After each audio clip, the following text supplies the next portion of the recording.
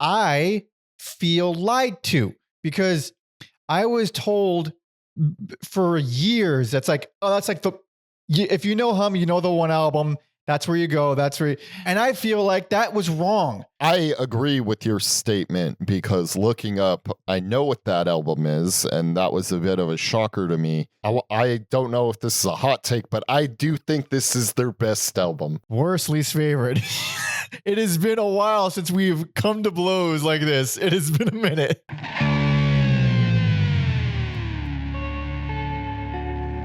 Welcome to Every Album Ever with Mike and Alex, the podcast where we listen to every single album in the world, one artist at a time.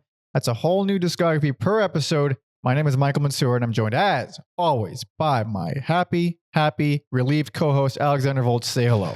It's more of a mixed bag, but hello. And today, we will be discussing every album by Hum.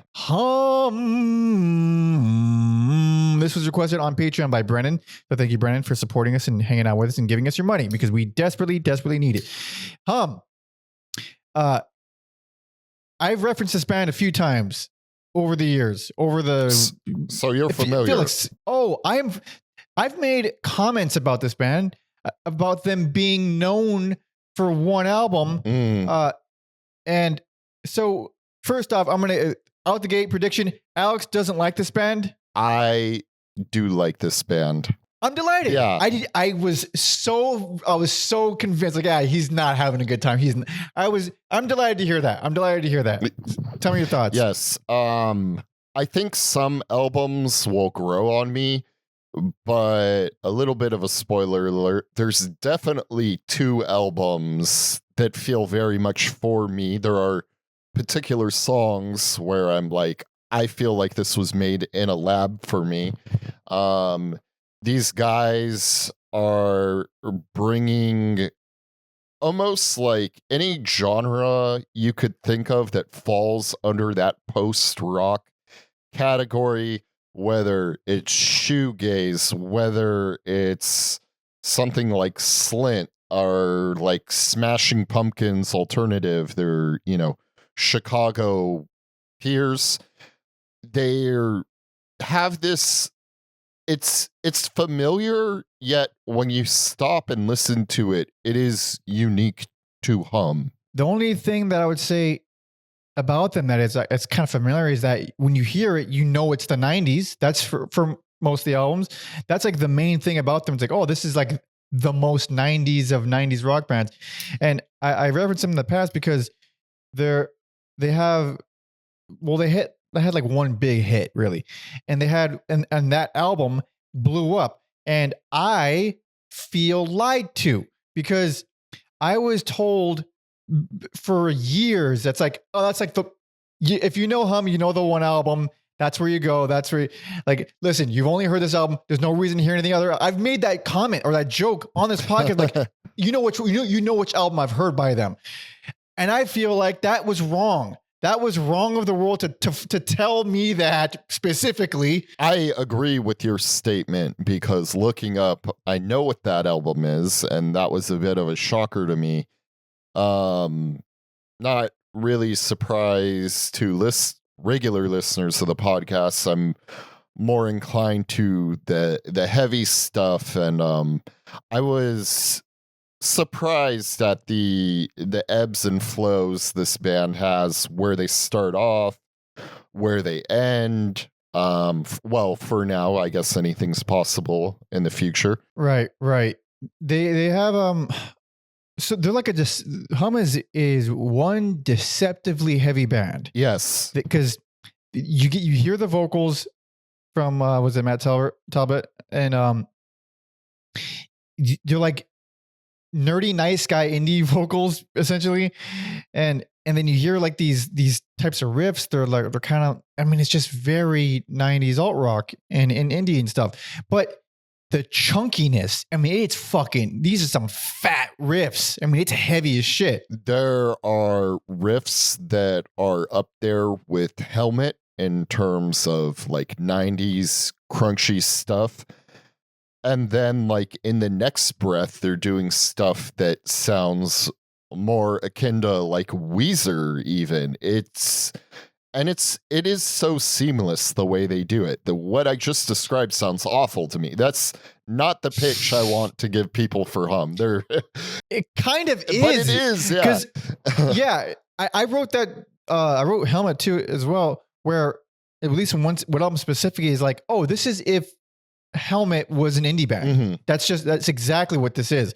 But Helmet with Weezer is kind of whoa. Because just as impressive as that, well, I was more impressed by the heavy stuff, but they also do these dreamy soundscapes that can be very fulfilling as well.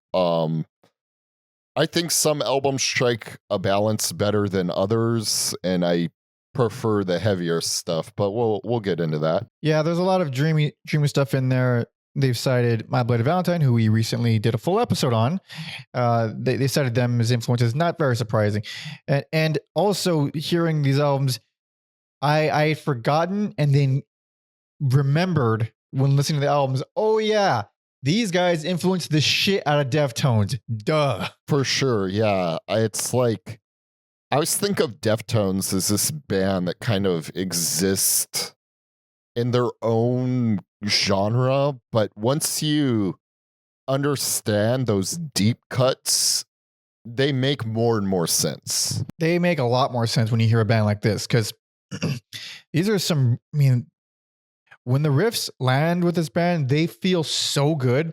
Even, I have mixed feelings about the vocals. It's not really my thing overall, but even every once in a while when like just a good vocal hook is in there and it all melds into this like really warm, I don't know, it gives me these warm feelings. I've always had I only heard the one album for many years, but I had like a soft spot for them for a long time, where it was just a band that never really, like, I hear them, like, I'm not really interested in hearing anything else about this band, but I have such fond feelings for these songs that I just kind of kept them around for years and years and years.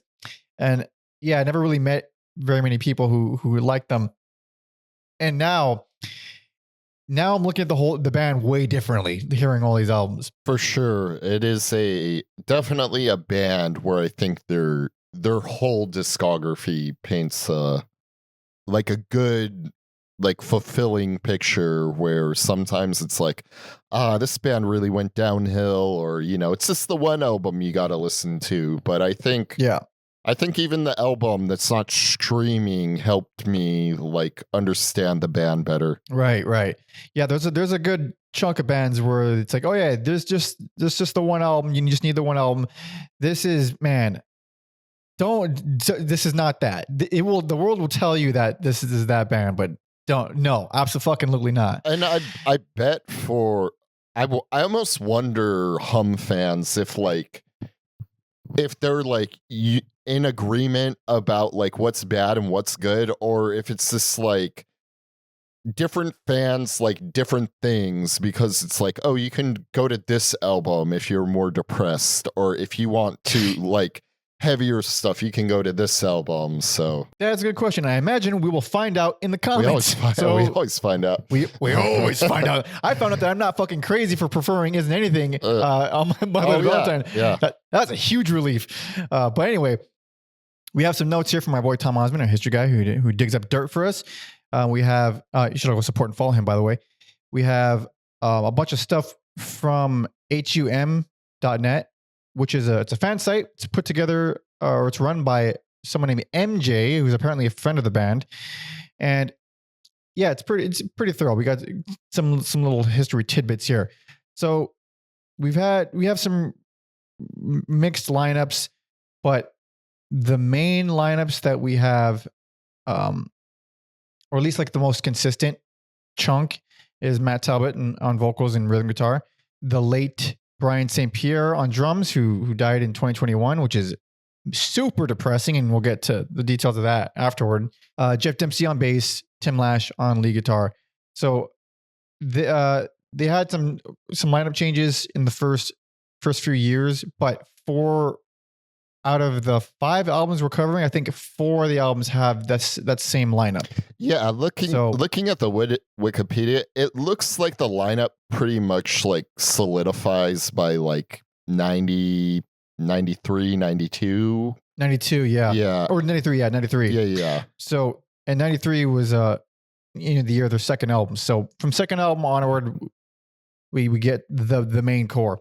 Also, Tim Lash is one of the most severely underrated guitar players working today. Dude, there's some stuff here that it's all very this is such a misleading band, because on one end you get like, oh, they're this super 90s indie rock, alt rock thing, and then but they're that, but they're also super heavy sometimes. They're also heavy. Also, you get this weird, crazy noise rock guitar stuff and psychedelic stuff all on there. Also, you get this really, really heavy duty, awesome bass player, where sometimes the bass carries the entire song. Also, the drummer's crazy. Yeah, the drummer's crazy too. I mean, it's everyone in this band's underrated, but like particularly, I didn't think this was going to be a riff band, and I guess not like traditional riff sense, but the way he decides, like, I'm going to use this for the song, and it's brilliant. Yeah. So this website has like bios on a lot of the on all the members. This one on Matt Talbot says, circa 1989 to 1990, Matt was working in a cafe called Trino's when he met up with various members of Hum.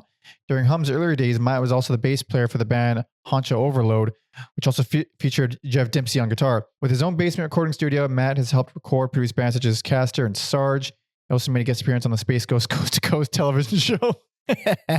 Nice. Some of Matt's and Hum's favorite bands are Dinosaur Jr., Shocker, Failure, Shocker, Bitch Magnet, Flaming Lips, Rush, The Police, R.E.M., Love Cup, and My Bloody Valentine. All right, so this first lineup, at least for this first record, is Matt on guitar and vocals, Andy Switsky on guitar and vocals, Brian St. Pierre. I keep saying St. Pierre because George St. Pierre. It's not such an easy thing to go to, but this rolls off Brian the tongue.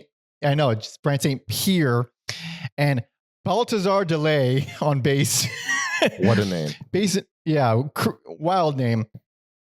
But yeah, we're gonna be covering 5 albums total today, and yeah, first one came out in 1991. Most recently, a surprise reunion album in 2020. So I guess we might as well jump into the goddamn records. This first one isn't streaming. You can find it on YouTube like we did. You ready, Alex? Yes, sir. Hell yes. This is 1991's Fillet Show. I just got the joke of the album title right now. Oh, fucking idiot. Sometimes you just like read it in your head and yeah.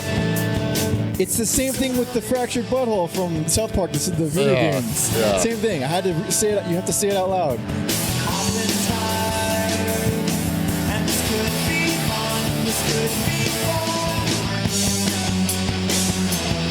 And yeah, I don't know why this isn't streaming if it's a rights thing, because I think it's a perfectly suitable album. Yeah, I mean, this is a neat little. I mean, it's poppy, it's fuzzy, it's it's just nice. It's a happy little song. Just like a smattering of like krautrock too, how like the bass and the drums are driving right. Yeah. It's not repetitive in that way, but like yeah.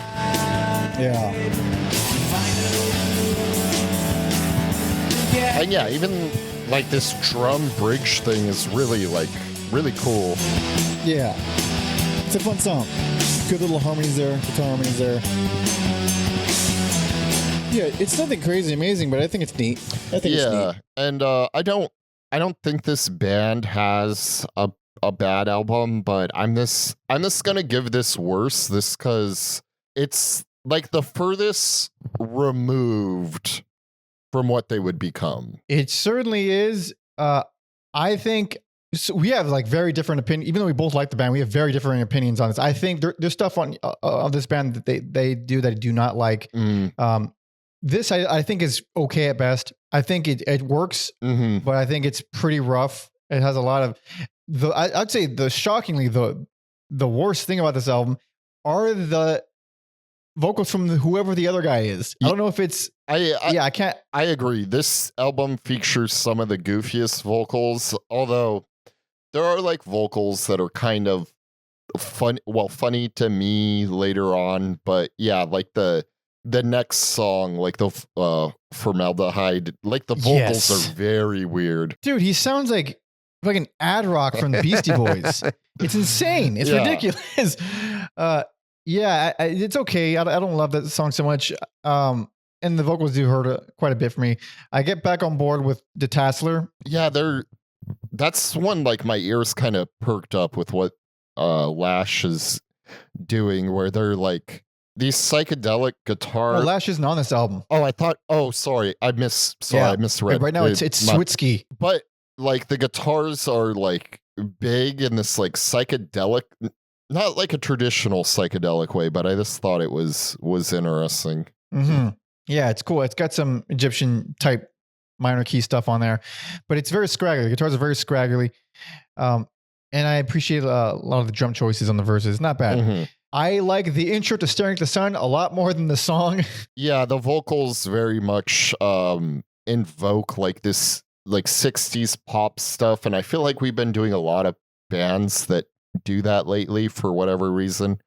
The instruments are a little brighter, but they always have this like unpolished like fuzz aesthetic throughout the album. It's a very fuzzy album for sure. It's very fuzzy. It feels very budget. But it doesn't sound shitty. It just feels like a low budget band from early 90s for sure. But you get stuff like Hortense, which it's like it's in 7/8 time signature. So it's like, they're dipping the toe into like the odd time stuff, which I'll do more later. But I was like kind of like disappointed. This is just a fucking 2-chord bland ass main riff. And then as it goes on, it kind of turns it around for me. Like there's this around 2:30. There's this little breakdown. It actually reminds me of the good era Soul Asylum. Oh wow, yeah. I could see that comparison. I didn't think about it, but now that you mention it, I can hear it. Forget that there are good Soul Asylum albums. There's a couple. I mean, only a couple, but they're there. I was a broken man by the end of that. Oh, you and me both. For me, that song that kind of like saved it and made it unique was the time signature and the like 16th note drum beats. And then the vocals kind of, that's the first time they kind of border on screaming when they do the hey now parts. Mm-hmm, mm-hmm. We got some more goofy vocal choices, yes sir, of course, on kind of Night, but I do like the song. Not bad at all. It is still very big, very heavy. Yeah, some nice arpeggios in there, and like you get some.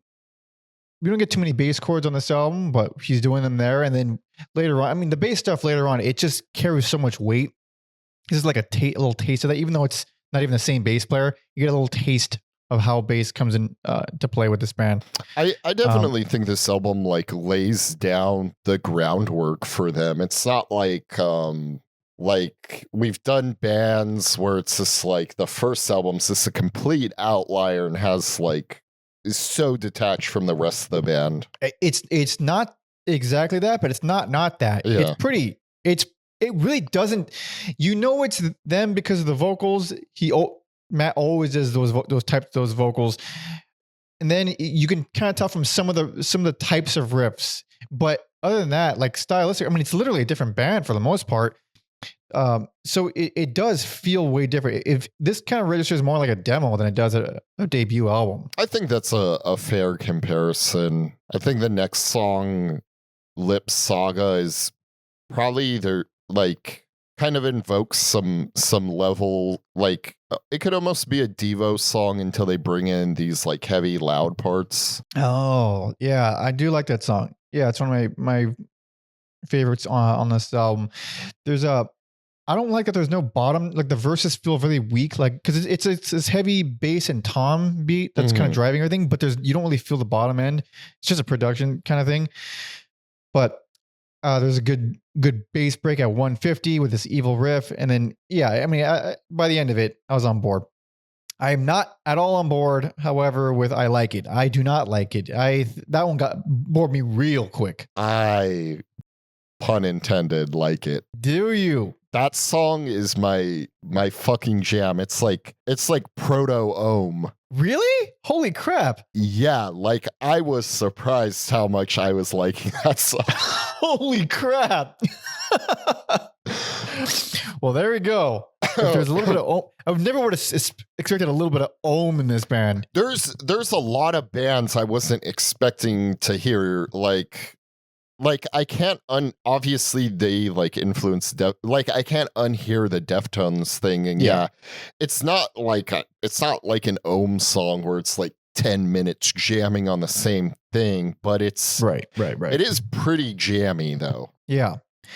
The closer, Pocket, I do like it. I think it goes on like a solid 2 minutes too long for its own good. I agree with you. I think that like hurts it, especially like at the end where it's just like it should be over and it's just dragging on. Yeah. I do like the chorus though. More bass chords. Yeah. I think it's one of the best riffs on the album. It's one of my favorite riffs on the album for sure. But it's fine. I overall, even despite my problems with it, I would call it a net win. But yeah, it's a neat little album. I'm not really like super excited. I wouldn't like go back to this one. It's not really for me. But it's still fun. It's still kind of is mostly inoffensive. It's pretty brief. It's pretty short album. It doesn't suck. I'll say that. Yeah, for the handful of like diehard Hum fans, I think if you haven't listened to this album, definitely go out of your way to listen to it. Yeah, I mean, for Hum fans, every album is definitely worth checking out. If someone's a big Hum fan, I don't really see them not liking any album. That's kind of how it is, I think. For sure. But after this, Andy Switzky's gone, and now we got our boy Tim Lash. There we go. Apparently, Switzky was fired by Matt. I don't know why, but that is apparently what happened. This is what happened. And it says, having seen them play, Tim had told Hum to give him a call if they ever needed a guitarist. Prior to Hum, Tim was in the fast and complex metal band, the Grand Visitors. I've never heard a metal band described as fast and complex. It sounds like they have a lot of things going on emotionally. I mean, most fast metal bands are complex, right? Like there's not... How many fast metal bands are not complex, actually? Exactly. Like they may be like primitive and caveman, like a Power Trip. Check out our Power Trip episode. Oh yeah, but it's still difficult music to play. Yeah. And in addition to Lash, now we're Baltazar Delay. Goodbye, because now we got Jeff Dempsey. Yep. So now we got the main lineup, the Dream Team, and their follow up. So yeah, this first album. I mean, it's not streaming. It's not the greatest thing ever, but it's not the worst thing ever. It's Alex's least favorite. They are a band that gets better. Just worse. Oh, just worse. It's Alex's worst. Yeah. It's a band that gets better. It's clearly rough. But there's a lot of worse rough albums. For sure. Rough, worst first albums out there. Yeah. And also, if you have a soft spot for 90s shit like I do, it's kind of not bad. Yeah. I wasn't expecting my picks for a 5-album discography to be complicated, but they're complicated. But time to move on. Are you ready? Yes, sir. Hell yes. This is 1993's Electra 2000. I almost like immediate, like there's something about the way this is produced. I don't want to say I loved it instantly, but it felt so good on my ears. Oh, I get it. Within just that alone, I was like, this is already feeling amazing. Like that clean fuck. Ooh. Yeah, like I think this is I believe the streaming versions are the remastered versions, and yeah, they did such a fucking excellent job on the remasters. Beautiful, crisp, live. If you're like a fan of that Albini production or like Slint, this is... Yep. I love when the cymbals have like that those crisp ringing to them. Yeah. Great bass tone too, man. Wonderful dynamics. We didn't get anything like this in the movie. Not even close. I think that's part of why I was like surprised too. Yeah.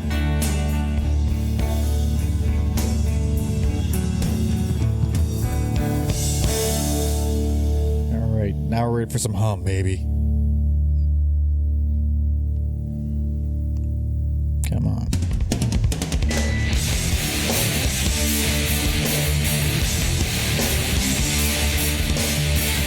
That is chunky as fuck.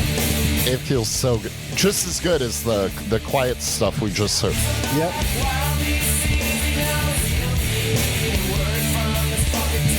This is hum. This is hum. This is what you think. Yes. Yeah, okay. And especially this riff. This is a hum riff. Okay. Yeah.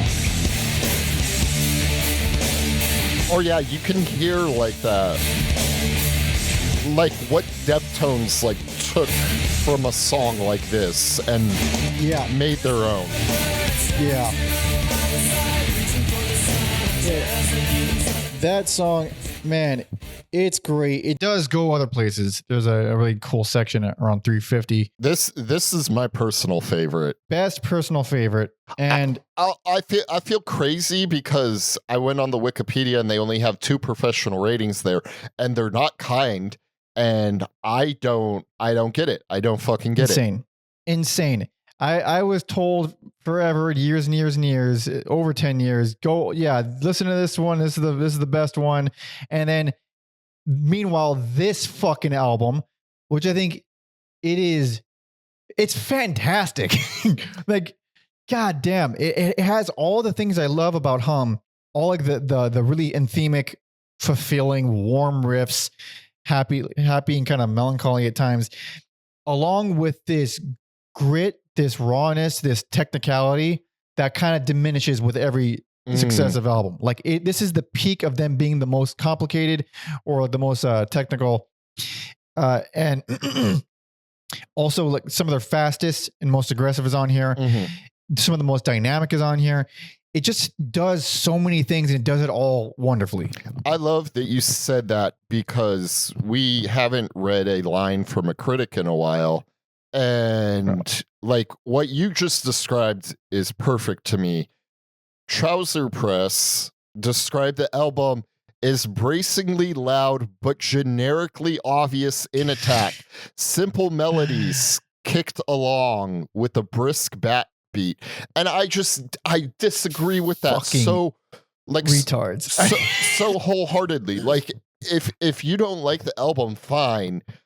But to call it like and obvious, I think even if you're a big 90s fan, and I get like grunge was at its peak, so maybe this got lost somewhere along there, but I don't think it's like how many like generic grunge bands came after and were actually generic, and this is not that at all. Generic is goddamn Stone Temple Pilots. You want generic there? That's a generic grunge band. This is the album where like, oh, this is Helmet but indie. Yeah, it had like, it's like primal but pretty primal, and it's such a weird mix because like you get this vocalist and he does scream every once in a while. He'll go hard and he'll scream, but for the most part, he seems like a nice guy. Like you hear this like friendly, nerdy kind of guy. So it makes everything feel way more like, not only does it make it feel very 90s, but it makes it feel very inviting, even though a lot of this is really like pretty heavy duty. Yeah, like it's kind of cringeworthy, but like I hear a song like, well, my description of it, I hear a song like Shovel and I'm like, this is grunge gaze. It doesn't really roll off the tongue, and it's dated. Not quite, but it is like bringing these two genres together. Yeah, he brings a lot of shoegaziness. The guitars do a lot of shoegaziness, but it never drifts off into space the way normal shoegaze does because it's so damn crunchy everywhere else. The rhythm section is so tight. Bass is so busy, and it's not just busy. When you think of busy, you think of like a bass that does a lot of notes that's small sounding. It's more. It's just a very boomy, powerful bass that kind of steers things more than you would expect with, I guess, a band like this. But you got some, man, was it Pinch and Roll track 2? It mashes up these really happy riffs with these really mean riffs, which I think is a very, very nice stuff.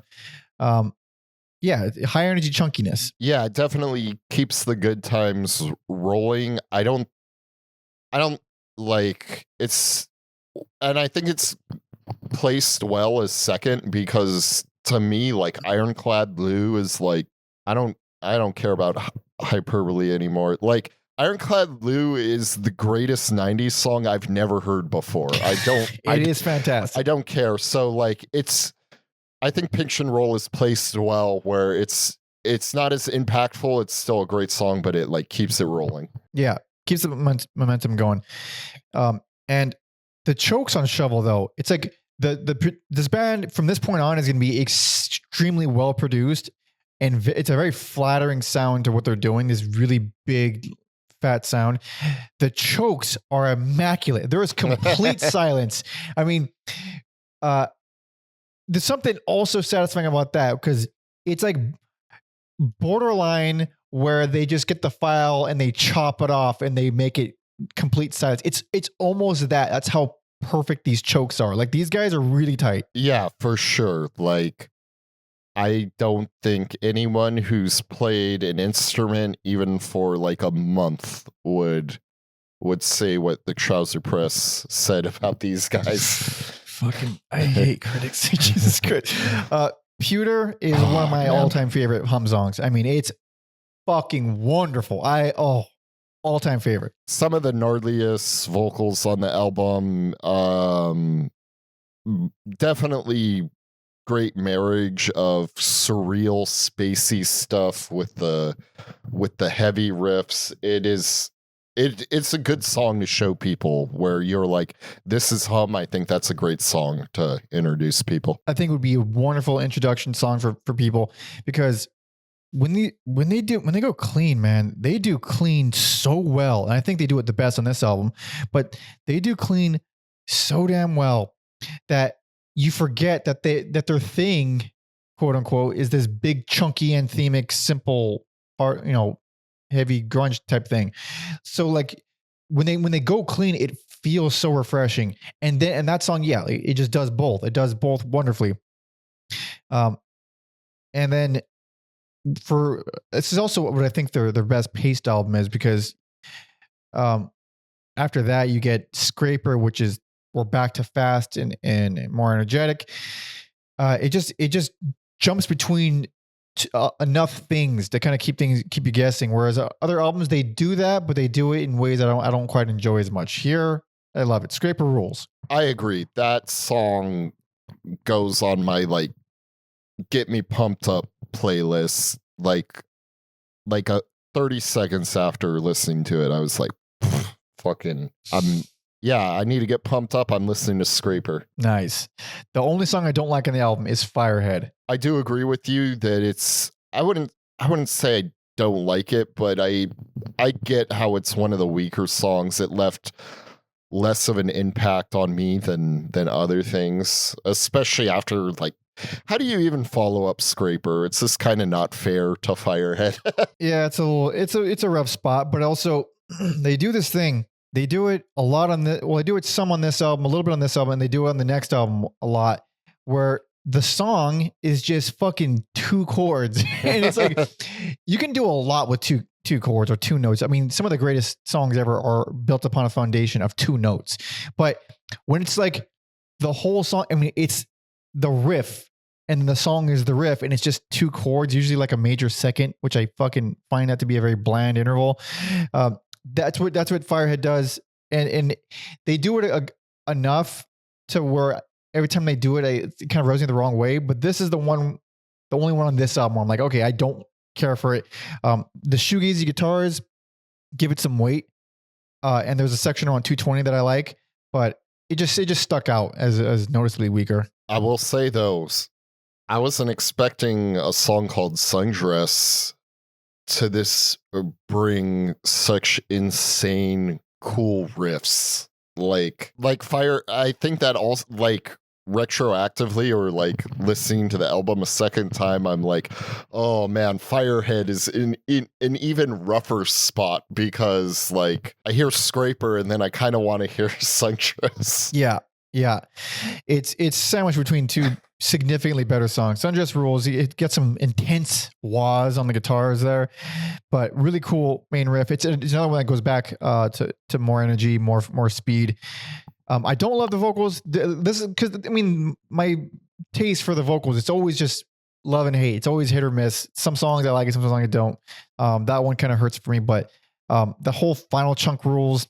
Good song. Yeah, as long as we're not dealing with like Blood Brother vocals or that's a special kind of inexcusable. Yeah, in a different direction. Yeah. To highlight the bass, man, the bass playing on Double Dip is like these. Oh yeah. Ooh, man, almost like math rock, and those are some angsty vocals on that track. Oh, dude, I'm glad you said that because I wrote specifically Nerd Scream. He has a Nerd Scream. Yeah, he does. I like Nerd Screams. Fucking Kevin from Slint has the premier Nerd Scream. Yeah. Ryan McMahon, not Kevin. You were probably thinking of R&B singer Brian McKnight. I was thinking of Brian McKnight. That's actually who I was saying. He has not a Nerd Scream. The opposite of a Nerd Scream. Oh yeah, he makes Nerd Scream. But yeah, Double Dip, another absolute highlight. That's like another good example of the dynamics of this album and the band, I guess. Just the melodies that these dudes pull out of their asses sometimes are just absolutely lovely. There's a section there on 130 where it's just fucking beautiful. Yeah, it goes great places. It's more of a dark song, but goddamn, love it. Love Double Dip. I'm sure the band has funny lyrics throughout their career, but in particular, they like stood out the most to me on Winder. Like, I don't know why when he says I'm just a white guy from the future, that like, oh yeah, this made me chuckle. And so I'm sure that's probably like a theme carried throughout the band, but that one like stuck out the most to me. Winder's great. The vocals are they're obvious because in the verses they're doing this overdubbed. I believe they're overdubbed. I mean, I doubt they're singing at the same time. I'm sure it's overdubbed, but they're like octave vocals. One voice singing one octave, the other one singing an octave higher. It's done in a way that doesn't feel kind of corny because you hear stuff like that and oftentimes it sounds kind of goofy and like just it sounds gimmicky. It sounds kind of cool here, but the song jammier, way more chaotic than many of the others here, and then the final minute brings back the melody. I think it's very, very nicely done. I love it.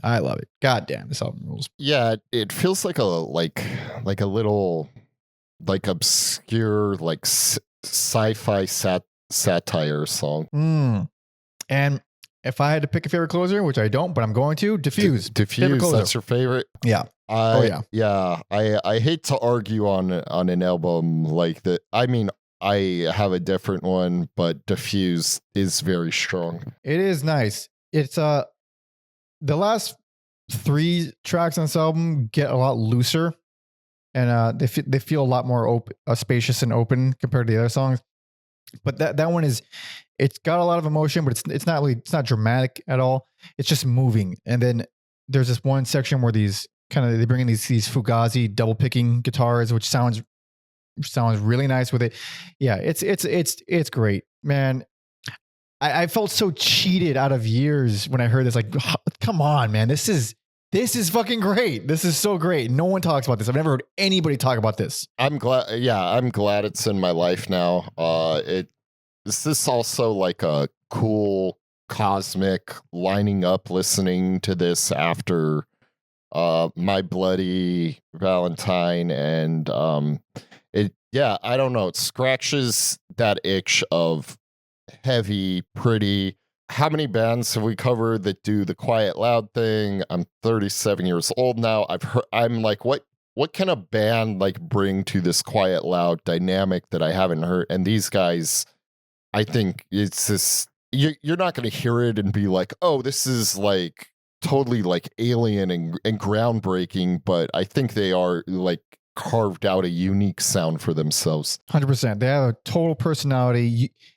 I will never like.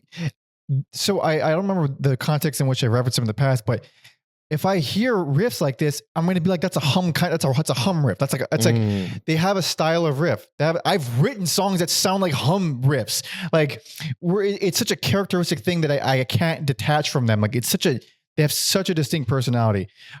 And this album, I think, just has like the most things that I love about, just I would say 90s music as a whole. The noisiness, the complexity, the dynamics, and then the hookiness. All my favorite things about 90s, the whole decade of music is kind of crammed in this album. So I think it's wonderful. It's my best and personal favorite. It's Alex's personal favorite, and y'all should listen to it. I would say start here. If you're brand new to hum, start here. Don't start somewhere else. Start here. Yes, especially because their last album is like fairly new into the canon. So like I get why, like, because for a while this was like 4 albums. So like yeah. So because this album is good, and it is absolutely good, that's the reason that we've heard this album it is the reason we've heard of them, even though it's not the thing we've heard about them. This piece says, or this from the website, it says, one day out of the blue, the lives of the members of Hum underwent some very drastic changes. Shortly after one of the performances, an agent from RCA listened to a copy of Hum's second full album, Electra 2000, and called the band up to see if he could come out to see a show. Shortly afterward, Hum was signed to do a third full-length album release. So this paved the way, baby. And now we're on to the album that everyone will tell you is the album. The one that has the big hit was on this album. This is the only one I knew for years. I was a fool and thought, yeah, that's the only one you got to hear from Hum. It's just check out this one album. That's it. This is 1995's You'd Prefer an Astronaut.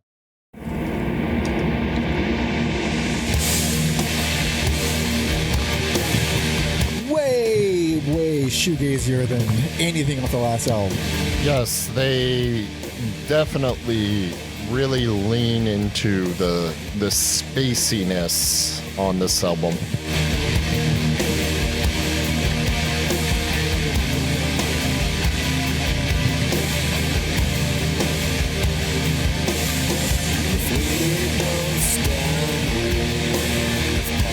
I like this song quite a bit. I think it's a terrible opener. I don't know what you would open with, though, looking at... Anything else. Really? No. But this is... It's so sad and low energy. It's a beautiful song. But this is the sad, low energy album, though. I guess it is, barring a couple of songs that do the complete opposite. Mm-hmm. There are some songs, where you get some lightness.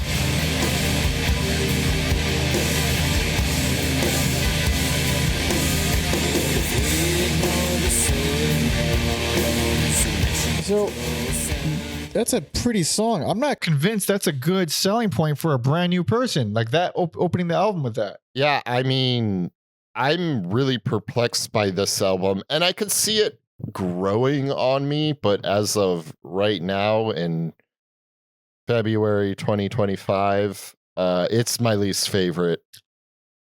You're crazy. It's my second favorite. I still like the album. I think it's flawed for sure. And I think it shouldn't be praised as the fucking best, but least favorite, really? Why? It was the album I was most bored with, doing my second round. I don't think it's bad at all, but like, I think they bounce back for and obviously we're going to like disagree. Yes. I think they like bounce back better on the next one if I'm doing the depress. And yeah, it's a very like depressing album, but that's what they're going for.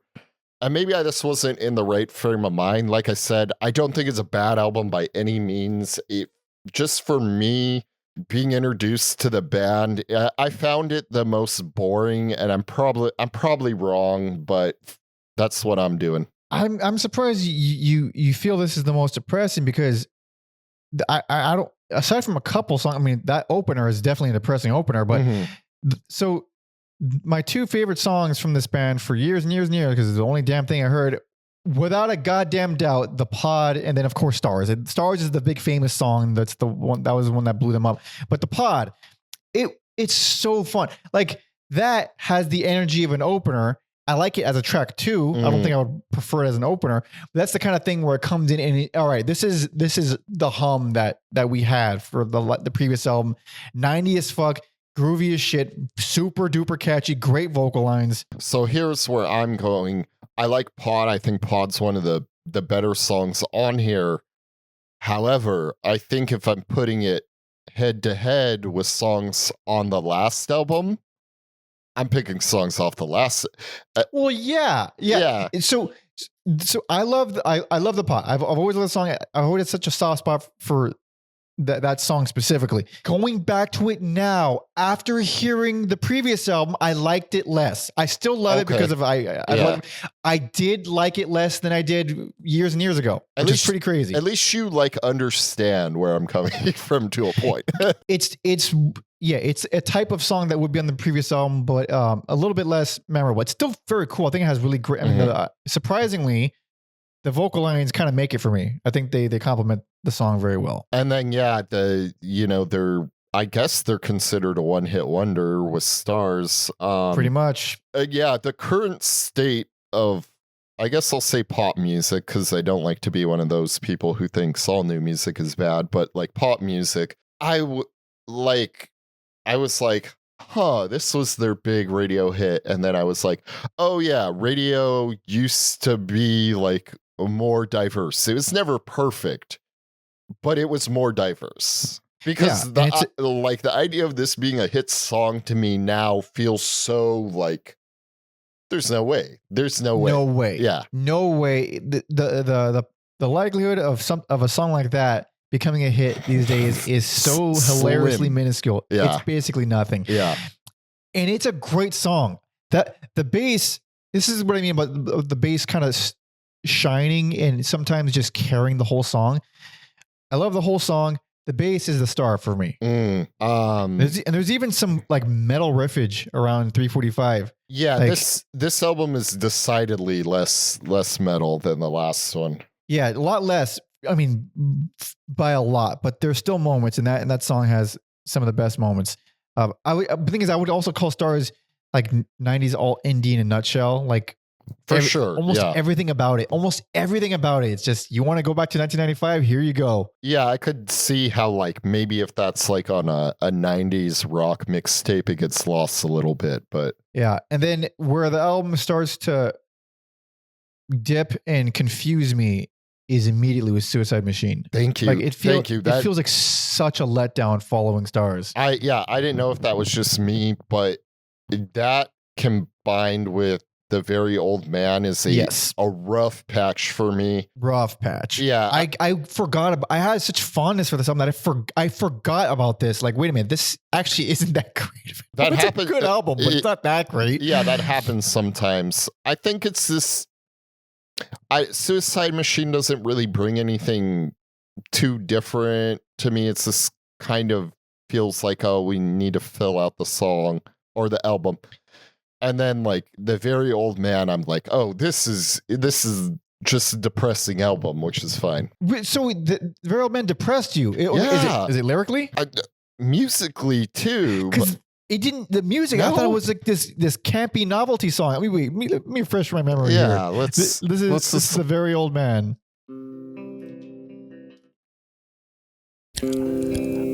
Oh, this depressed you? Yeah, I don't know. Maybe Pods scattered on the surface can become. it's like sad in a like quirky It's like quirky indie rock way. Jeff Magnum wishes he could. Oh, Mangum, yeah. Wishes he could write songs like this. You know, the actual melodies and the riffs that he's playing, little finger plucking stuff, they're actually like kind of melancholy. They're not happy. I think what maybe made it register to me as like novelty and quirky and just kind of like goofy is just the whole presentation of it, like that really plucky, thin guitar tone that he has there, where it sounds like he's using the fucking like bridge pickups or something, where it's just really thin sounding, and then his quivering kind of off-key vocals. It feels like a joke, quirky kind of. So it didn't register as sad to me. It just felt like, all right, this is kind of like boring. You're just not empathizing with these geeks and these nerds. I don't fucking like them, dude. I want to break the stupid glasses. Yeah. What I do like though is why I like the Robins. I think yes, I love the bass and guitars on there. I think that's one of the stronger tracks for me. Definitely one of the stronger tracks. A lot of swing to that one. And then there's a section at 3:30 that is one of my favorite sections on the whole fucking album. I mean, it feels incredible. It does. Just some of the best progressions on the whole album. It's fantastic. And then for the rest of the album, I'm pretty much back on board. Like, I like all the rest of the songs. I like your hair long.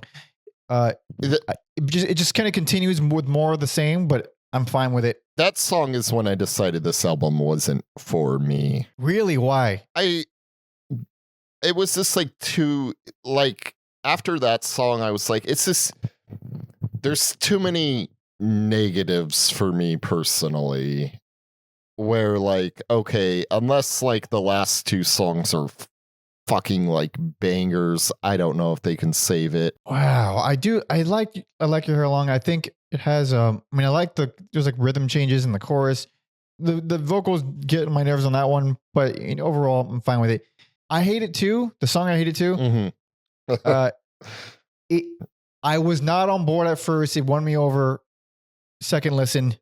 I kind of get that one. That's not gonna, if you're already having doubts with the album, I wouldn't imagine that one's gonna win anybody over. I like it more than Your Long Hair. It starts off simple with the mellow guitars, and then the drums and the fuzz come back in, and I think that's where they start sounding like, I know they're like around the same time, but just for a jumping off point, like that's the first time I'm like, this is kind of Weezer-esque. Yeah. Also, like that main riff, which I mean, like the opening section, that whole riff, it's a lengthy, complicated guitar riff that kind of doesn't do anything, which is I found unusual. Like, you get this long, complex thing, and it's actually just kind of, it's not really. It feels like if you simplify that into something simple, it would feel the same. Like, it just felt complicated for the sake of complicated. Yeah, I would say it's like that song is a split for me. Yeah. There's enough of it that I don't kind of love, but it just kind of comes and goes. It kind of depends on my mood. Overall, I'm fine with it though. The last song, Songs of Farewell and Departure. That's a strong note for me. It's the most hypnotic, dreamy thing on the album. I think that is like very much in their wheelhouse, very much like their stronger points on that song. Yeah, there's so it's like them psychedelic in a way, drifty. Yeah. It's a little bit more jammy. It's big and open. So a few of these songs, I think the Suicide Machine also had these kind of big, open, lively sounding drums, except I hated that song, and it feels like there's no, I didn't hate it, don't like it very much. Like, there's no bottom, lacking like a punch or something. There's no punch to it. It's like these clean guitars with these big echoey drums with no bass for like a good chunk of it. This one has that drum sound, but it feels way more together. And when the bass does come in, it sounds great. And then it spends a lot, most of the song just building up with these really pretty layers, and then it gets nice and feedbacky for a little chunk there.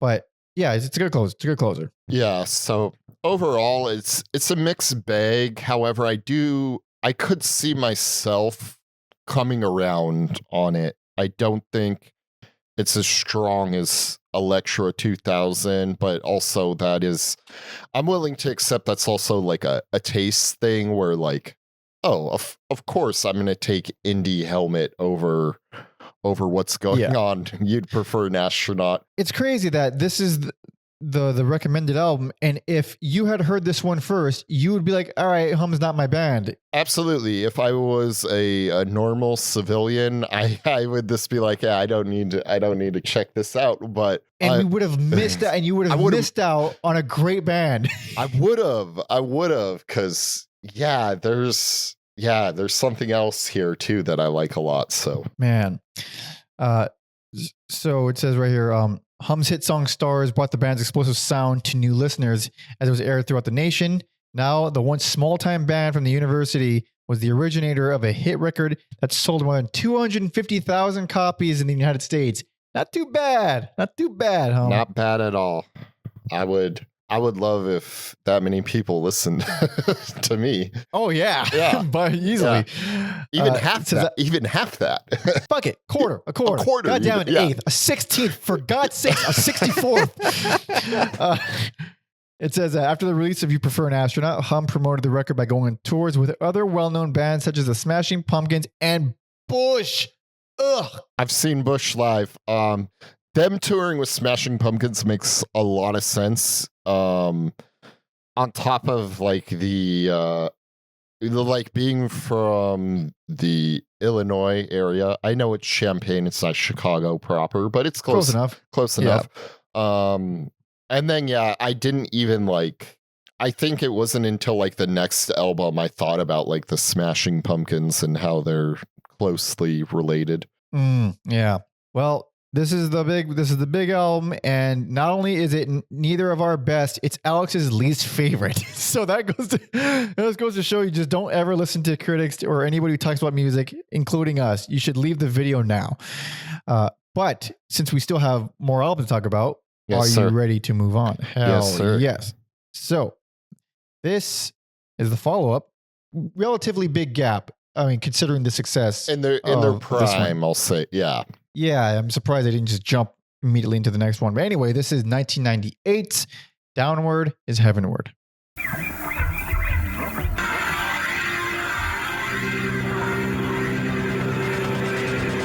We thought the previous opener was shoegazy. Oh. On an Isle of Cheetahs. Isle of Cheetah.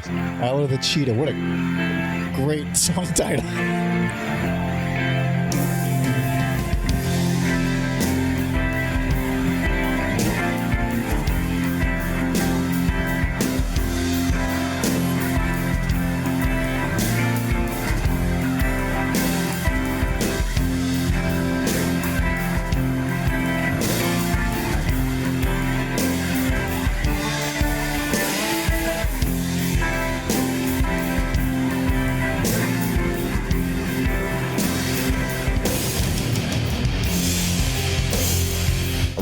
We're kind of back to, not proper, but this feels like an opening.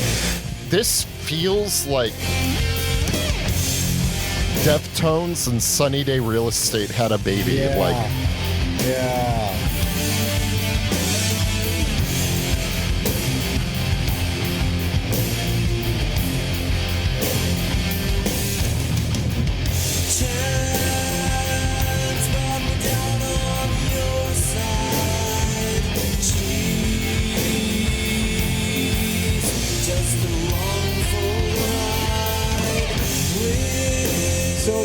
I imagine like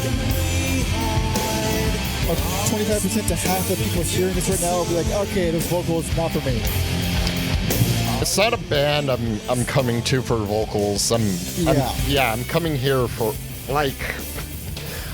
I may be in the minority, but they could just be an instrumental band and I would still love it. Oh wow. Yeah, I didn't think about that. I thought about it anytime I get like these band, especially like a song like that where it's like this wall of sound and the vocals are kind of secondary. I'm like, yeah, you're being bombarded with so many things. Like, yeah, you could take those vocals out. Yeah, they're just he has such a characteristic voice that like he's part of the thing that makes it hum, quote unquote. That I would probably like a lot of songs more if they're instrumental, but other songs I think would decidedly hurt it if he wasn't singing on it. Yeah, I have a weird love-hate thing with his vocals, but this album, this is an interesting one because I like this way more on second listen. I wasn't too big on it first listen. It's a song it's an album that I think it kind of requires multiple listens. There are several songs here that like kind of changed my mind on second listen. But overall, what I found it to be is maybe like a little bit of a generalization, but I really felt it's an album of, I would say this album is an incredible group of musicians doing their absolute best to turn average songs into good songs. I don't know if I agree. I get where you're coming from. I don't know if I agree with that because to me, this is like I think this is a bounce back album. I just found myself enjoying this so much more. I found it more interesting and diverse. And which I was surprised because what are we 4 albums in? Yeah. Yeah, like I'm like, oh, they made their bread and butter on that last album. Are we going to get into a holding pattern here? And there's definitely elements like they don't do like a 180 where they're a different band, but I appreciate that it's something different. The thing, so definitely not a 180. The thing that made it feel like, okay, it's just hum being hum, and which kind of turned me off is the style of riff. When I say like the hum style of riff, they basically are only doing that on the whole album. And so that already it's like, okay, they don't really have the riffs that they used to have anymore. Like they're still cool. They're still nice riffs, but they all feel exactly the same. But what makes the album still fun to listen to overall is that even though all the songs pretty much feel the same way from a writing standpoint, the arrangements and performances are fucking amazing. Like it's like they came back extra hard with the way they presented the songs and not so much with the actual foundation of the songs. Yeah, I like, and even though I feel like you said the same thing twice, I sure did. Got you guys. I fucking got you. I like the way you put it the second time better.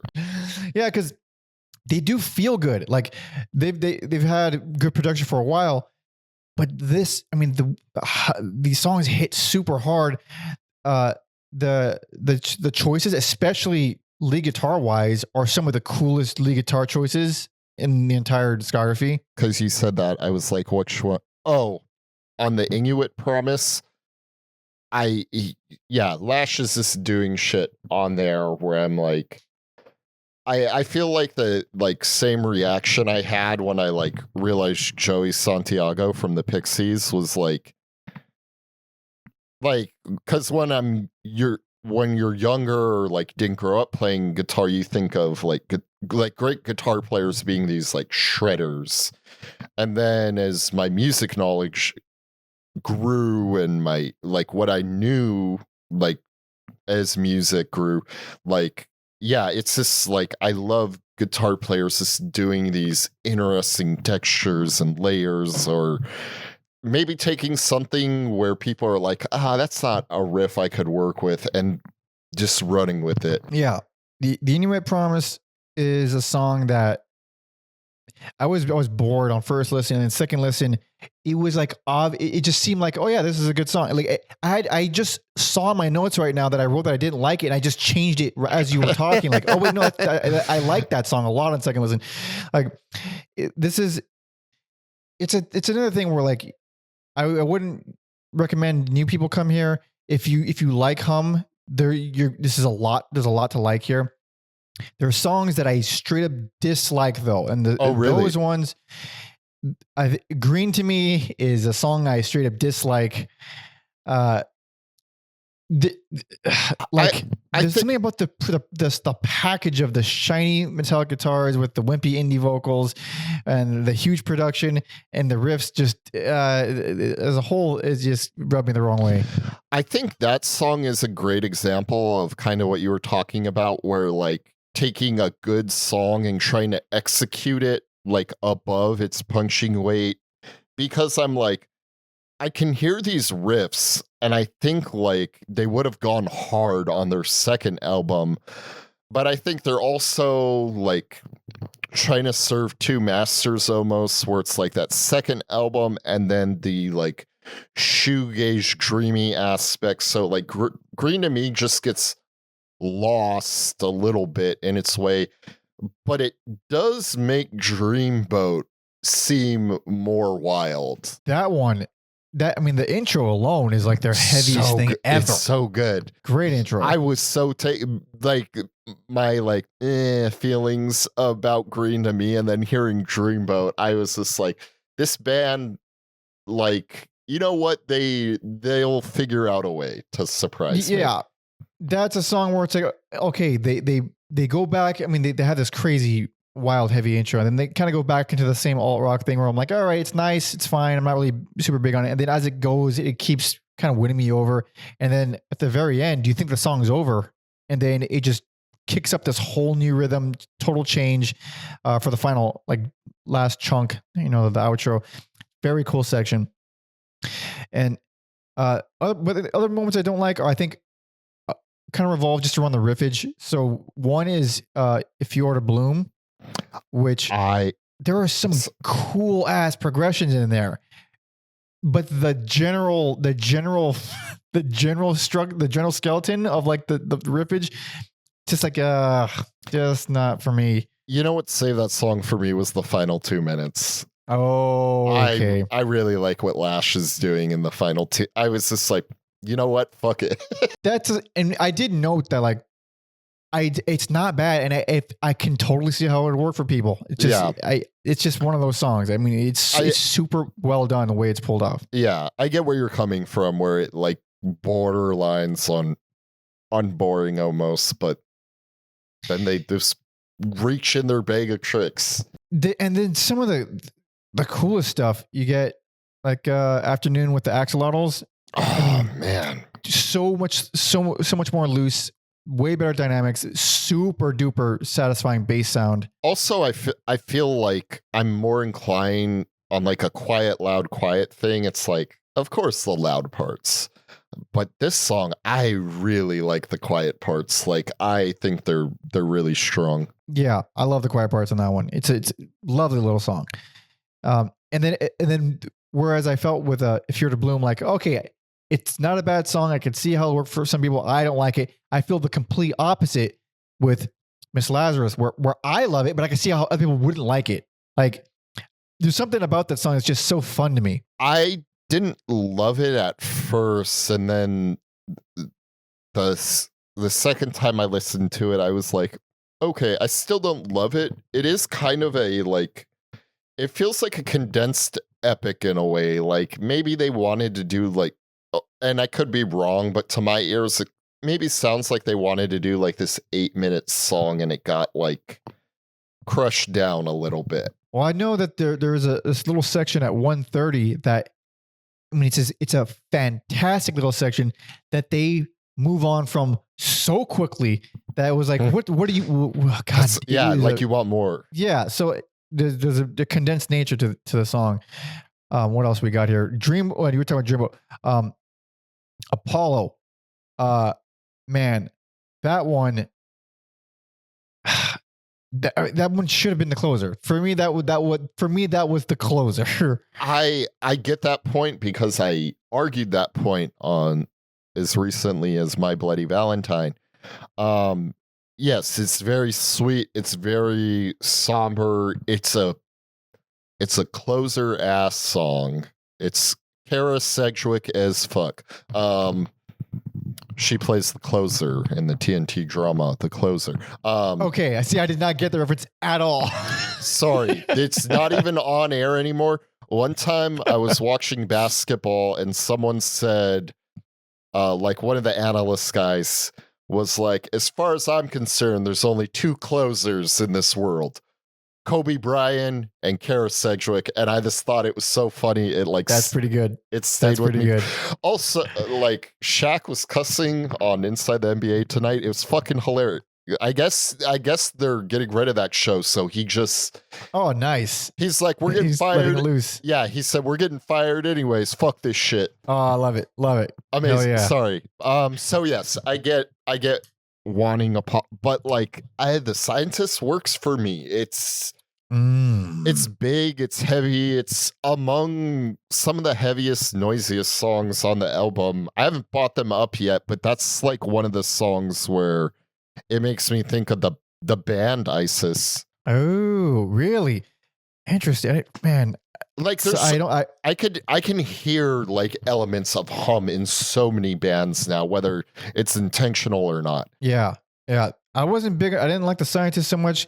It's not that what I felt from it was that there wasn't enough to qualify it as a good or a bad song. So therefore, okay. I'm like, well then it's so I get feeling I feel like it was all hum style more than it was any kind of substance. I get feeling indifferent to it. I think I just like there wasn't really a focus on noisy aspects as much on this album, so it seemed very notable and memorable by the time it came on, and having this like heaviness, it was like, okay, a weight is lifted when it's over. And you could argue that if you followed that up with Apollo, it'd be more effective. So yeah, perhaps. Yeah, we're this splitting hairs on this album, pretty much, because it is a good album, but so like yeah, I feel like, I mean, if you're going to compare it to the previous one, I feel like it's consistently more of an interesting album just from song to song. The things they're doing are more interesting. I just enjoy it less. I think that's a fair assessment. Yeah, and this is when the band initially broke up. After this, one thing Dempsey said about this, it's right here. It says Dempsey said he enjoyed the experience of getting the opportunity to play in quote, one of the best sounding rooms in North America. He also added that he really enjoyed recording because it allows the band to reach a creative peak as they shape their songs. The band continually makes use of overdubs and add-on instruments such as the synthesizer as they produce compelling and almost hypnotizing sounds. Yeah, I mean, it sounds incredible. Like they really, whatever engineers they always get, just bring it out of them. Yeah, I mean, I guess I want to make sure I'm right here. I guess, they started off on a good note because there's not a citation here, so grain of salt. But on the Wikipedia, again, I don't want the fire if this is wrong. It says they recorded their first demo in Albini's basement. So like, if that's true, there's no citation there. I know, but whatever. We're here to have fun. It's a rumor. Yes, it's a rumor. If it's rumored, then it might as well be fact. God damn it. That's the way it works. Hell yeah, we're on the internet, baby. Marilyn Manson got his ribs removed to suck his own dick. It's just everyone knew that, but how? How did everyone know that? We all knew it from all across the world, really. I don't care if you were in third grade in high school. Yep. If you worked a corporate office job. This is a neat little snippet from an interview with Tim Lash. It said they asked him, please tell our readers why they should buy Downward Is Heavenward and not, say, the Titanic soundtrack. At the time, Titanic was very big. I don't know if you guys saw it in theaters like I did. Holy fuck, that was crazy. That's one of the instances I had as a small child, I remember having a headache and being I did not want to watch that. I think my headache dissipated and I was amused enough as a child. It's one of those movies I want to rewatch to see how I feel now. I feel the same. I Yeah. haven't seen it, of course, many I might hate years. it, but Possible. It's possible. dude, Celine D, that song. Forget about it. Ooh, forget about it. Ooh, that's I some could good song. I could karaoke the fuck out of that song. Hell yeah. Like no prep time. It's not going to be good, but I could do it. Doing it is pretty much 90% of the battle. Yeah. Tim's response, he says, because it has a picture of a beautiful tropical plant on the cover, and plants provide fresh air, so you have to respect that and pay homage and put it on the mantle and sing the Titanic soundtrack to it every day. So you should buy both. You could get a cactus too. That's pretty much the only, I think, correct answer to that kind of question. Yeah, the Titanic kills people and plants don't, but I'm just... And plants don't. I'm just saying if Hum had an album with Kate Winslet's boobs on it, that would just be the best of both worlds. Yeah, that's called synergy. I think that's what they call it.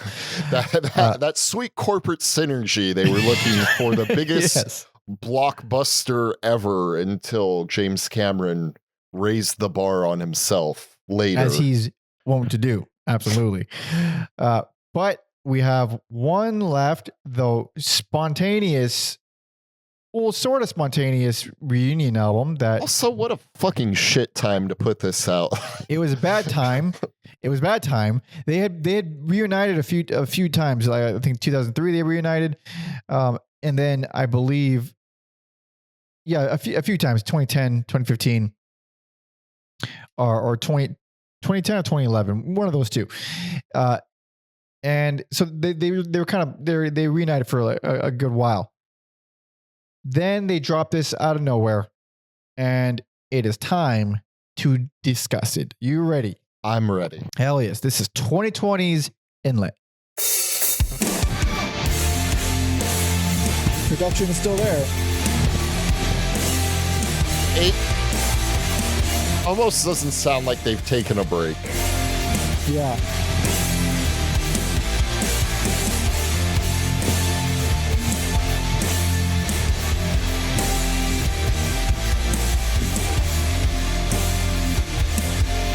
That's a great guitar line.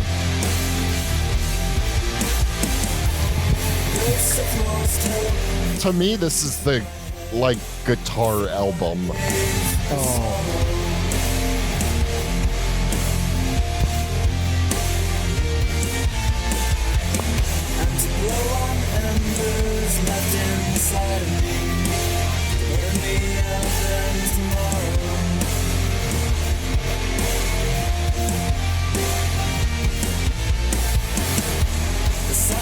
Drips from the trees and farms and pools, wading through them oblivious and warm.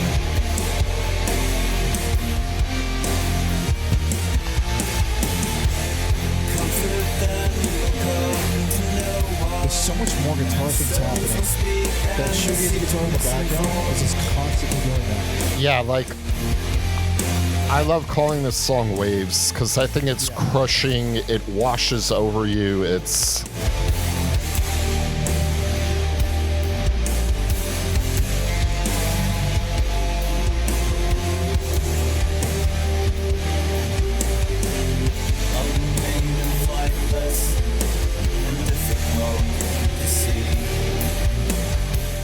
So, now that we're at the end of all the albums, say it, Alex. I don't know if this is a hot take, but I do think this is their best album. Worst, least favorite. It has been a while since we've come to blows like this. It has been a minute.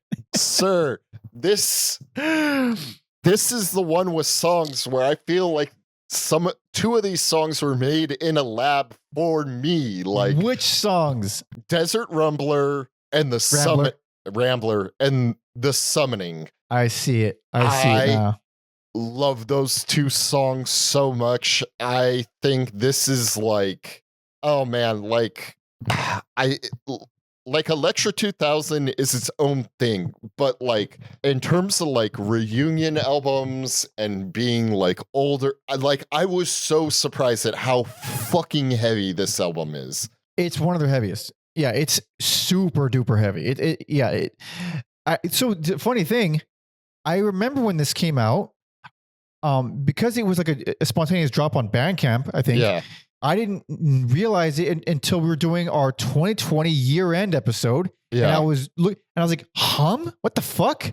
And I didn't really put any weight into like, oh yeah, they haven't put out an album in fucking, 20 something years.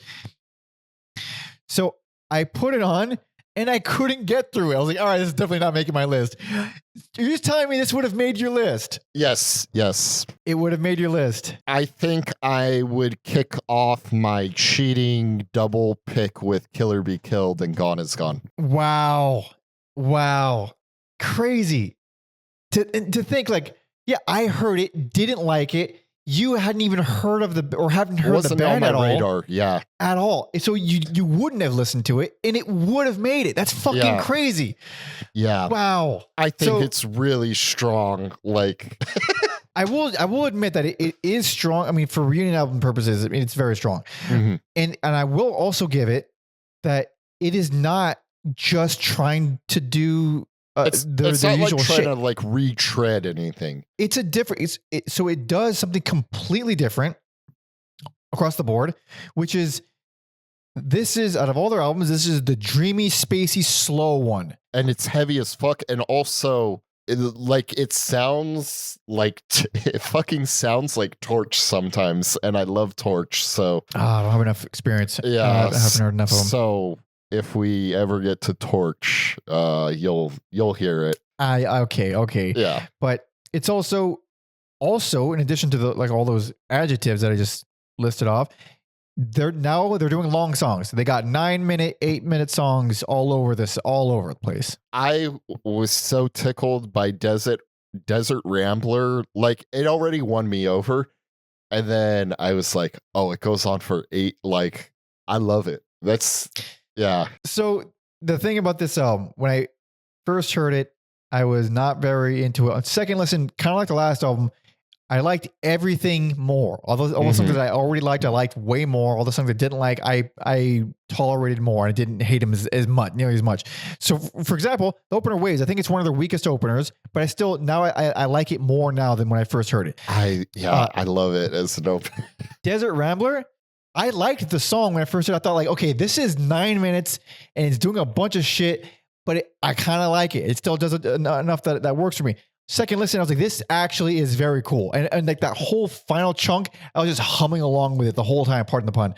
It's a very good section. I went so far as to even write down like that may be what in my opinion, like their greatest song ever. Whoa.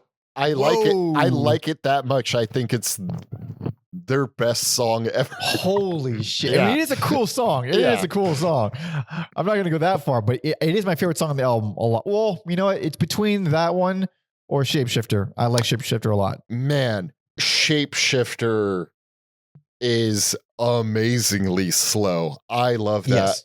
So it's their unintentional sludge metal album.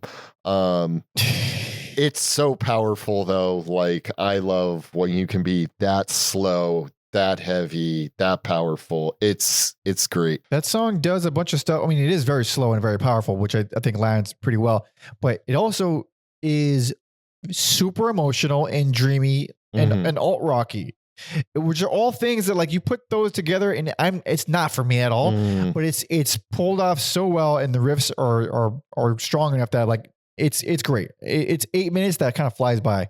And I think it's a great closer. I think it's one of their better closers. Yeah. I think two of the weaker songs though are Cloud City. It takes a little bit. Yes. It takes a little bit to get going, but by the end, I think it rips. Cloud City, the one redeeming thing about that song, I mean, the chorus, that big slidey ass riff, which it ends up being the final chunk. It's the same Mhm. it's the same riff. It's a very cool riff. It's actually one of the cool riffs on the album. But if the song is very long, and it does a bunch of other stuff that I don't like. So I ended up feeling very conflicted about Cloud City. Mm. Where I'm not conflicted, where I think it just straight up stinks, is Step Into You. I think the lack of Billy D. Williams on Cloud City hurts it. But Indeed. Step Into You is the lightest song in terms of, like, it's a little more breezy, and it has the unfortunate thing of having the Firehead spot where it's this sandwich between two giants, in my opinion. Now knowing that you love the summoning, I totally hear it. I didn't like it because I'm just not big on any of the riffs. But if you're fine with the riffs, it is a heavy, mean ass 4/4 sludge pounder. I mean, for what it is, it's doing it well. I don't particularly like it, but I get it. I'm oftentimes if I could be a pro wrestler, what my entrance music would be, the first few minutes of the summoning, I think would just make excellent walkout music. Wow. Bold, And then, man. That's high praise. And that already won me over. And then I was like, oh, it's this giant epic similar to Rambler. Like, sign me up, brother. It is a giant epic. Yeah, that ended up working against it for my liking, but the opposite for Alex. The other big sore thumb thing that I don't like is Folding, because one, it's another giant song, but also it does stuff that I like. Like, it does these. I mean, it goes full experimental drone at the end, which I like that. It's not very much song in there. It's drone, but it's nice. And there's like this really, there's some clean moments that are like, okay, that's pretty well done. There's stuff I like in these songs, definitely. It's just like the wholeness of them that I end up not liking. Similar to other songs, that one, or I guess similar to Cloud City, I wasn't completely sold on it, but that one was like, once the dreamy parts and the drone parts kick in, I love it. It is very relaxing, and it does bleed in nicely to Shapeshifter. It makes the final chunk of album feel pretty good. Yeah, you could view it as one long song if you want. Overall, like this is it's a good album for what it is. It's just the style of riff, the emotions that they're channeling on here. That's ultimately why I don't like it. It's not that it's badly done. It's a unique album, even in their discography. It's performed very well. It's slower. It's much slower, of course. So if you're into the more energetic technical hum, this is definitely not it. But the actual emotions, the actual style of riffs, I just wasn't on board. That's really as simple as that. I obviously was 100%. I was 100% on board. 100% on board, start to finish.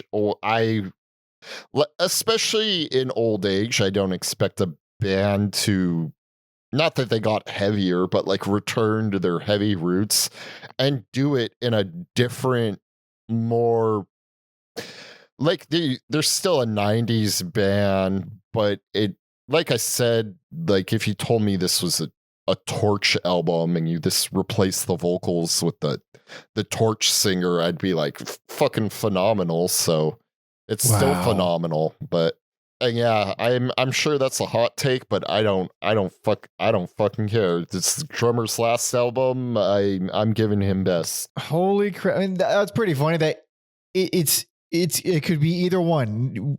I'm giving it worse and you're giving it best. I mean, it's really either one. One of us will suffer. I did hint at that when I was like, I wonder how Hum fan, and I think I'm a new Hum fan, but I think we encapsulate how diverse this discography is. That's so interesting, because going into this, I did not think it was going to be. Hearing this, I thought well, yeah. I mean, how many ways can this go? It's plenty. Apparently, plenty. It's 5 albums. Yeah, no, I agree, and yeah, I think I've ruined what you think of me with our King King Cruel episode. I've just when like it comes to psychedelic music, I've thrown you off since then. You've thrown me for a complete loop. After King Cruel, I have no idea. When You don't know hear what's something psychedelic, You don't I know don't what's know real anymore. no, nothing's real. Nothing's real. So Alex's best and my worst and least favorite. A nice, fun little clashing there that we haven't had in a while. Jeez, but yeah. And then the sadness. This is the statement that's from that website. What's taken from the website. It's a statement from Jeff, Matt, and Tim. It says, it is with very heavy hearts and tearful eyes that we share the news that our beloved friend and bandmate, Brian St. Pierre, has passed away. We're devastated and deeply saddened by his sudden and unexpected passing. Brian was a dear friend, a loving father, brother, and was an incredible person and musician. We all feel extremely lucky to have shared time and space with him. Peace and love to all who knew Brian and those he touched. We will miss him dearly. Apparently, I think it was glioblastoma, which he was battling for several years, which is fucking gnarly. And super, I mean, Jesus Christ, that sucks. That is sad, and especially when people were already suffering in 2020 and 2021, and just a fucking, if people were already having a rough year, even if no one was in your life dying, you were having a fucking rough year 2021, man. Yeah. Let me tell you, like, Jesus Christ. Yeah, so that sucks. Apparently they're still around. I don't know if I don't believe that they're doing much, because I don't know if they've replaced him. I don't know if they plan on continuing without him. But I mean, that was 4 years ago now, so I don't know anything. That's like the most recent thing we have is that he died. So it doesn't seem like they're itching to do more. I mean, that's a huge blow. He was like the guy. Yeah. I don't know what previous. I think because like Deftones bought in. Oh, they of course they fucking did. I knew they did. So I was gonna say they should play the fucking Deftones music festival, but they already did. They already. Of course, I was like, I knew it. Let me check. Let me check.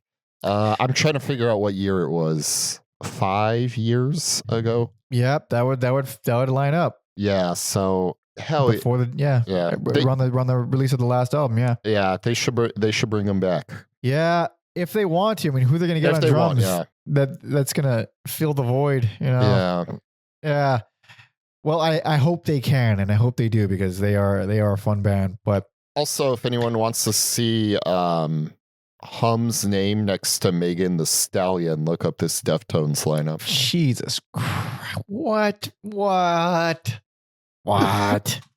That's so weird. Man, I wish I went to this. This is a crazy lineup. It's Deftones, Churches, Gojira, JPEG Mafia, Megan the Stallion, Hum, Youth Code, and Brutus. That's weird also. And JPEG Mafia played after Hum. What a fucking amazing... That'd Dude, be fun. That was for us. I know. Jesus Christ. Anyway, sorry.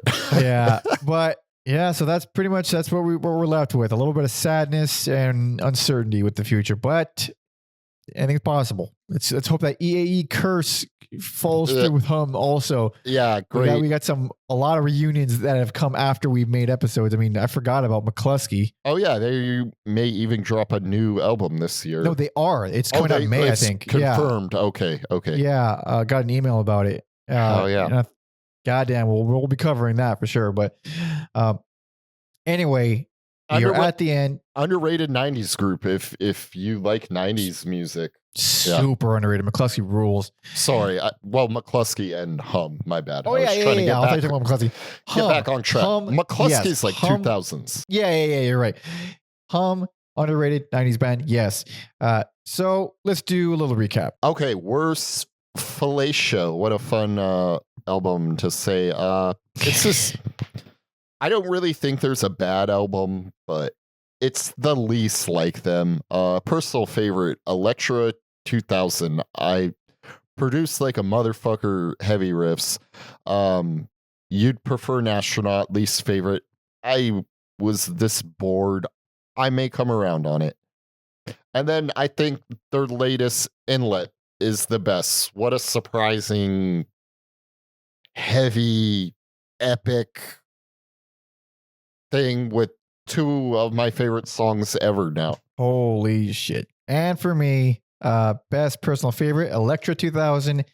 This is the album they should be telling you to start with. This is the album they should be saying, hey, remember that crazy cool band from the 90s that blew up? Well, listen to that one. That's a great album, man. I missed out for so long. And Worsley's favorite, Inlet, even though Alex was very fond of it, I was not, for all the reasons I discussed. Take your pick, honestly. Give it a shot regardless. But that brings us to the end. Thank you so much to Brennan for suggesting this to us and for helping us out on Patreon. You Good pick here. Yeah, that was a surprisingly fun episode. I mean, I figured it'd be fun anyway because from what I remember to the band, but much more fun than anticipated.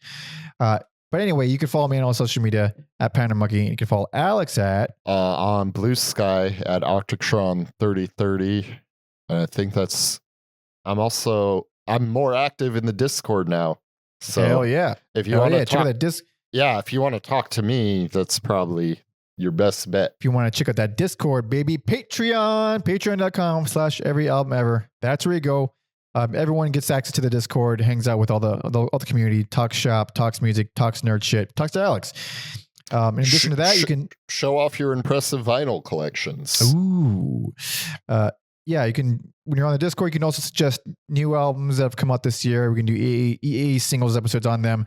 You could vote on polls to decide who we cover next. You could see our schedules in advance. And if you're tier 2, just like Brennan, then you can suggest a full discography for longer numbered episodes, just like this one. You could also suggest any amount of bonus episodes for Patreon. So any random ass album you want to hear us talk about, throw it on the Patreon tier 2, and we'll do bonus episodes. So go there, do that. Hell yes. Be sure to follow our history guy, Tom Osman, at Tom Osman Sounds on all social media, as well as TomOsmanSounds.com for his music and his podcast, Whatever Comes Next, where he interviews lots of indie musicians. Some interesting names too. Some names that we are familiar with, some that we're not familiar with, but it's a nice little glimpse into what it takes to be a musician in these weird times. Link to that in the description. You can find my EP, link to that in the description as well. And I think that does it. So, yes, sir. Since you are now a new Hum fan, this has got to be an Alex final song pick. Oh, you're too kind. You have like you had like the knowledge and the background. I was tricked into only listening to one album for like 10 years. Do you like the What? Do you like the summoning? I don't like the summoning. Okay. I'll do something off Electra 2000. What do we got here? Oh, it's got to be Scraper. Scraper? All right. Hell yeah. Nice and fucking energetic. Hell yeah. So thank you so much for listening and watching. See ya.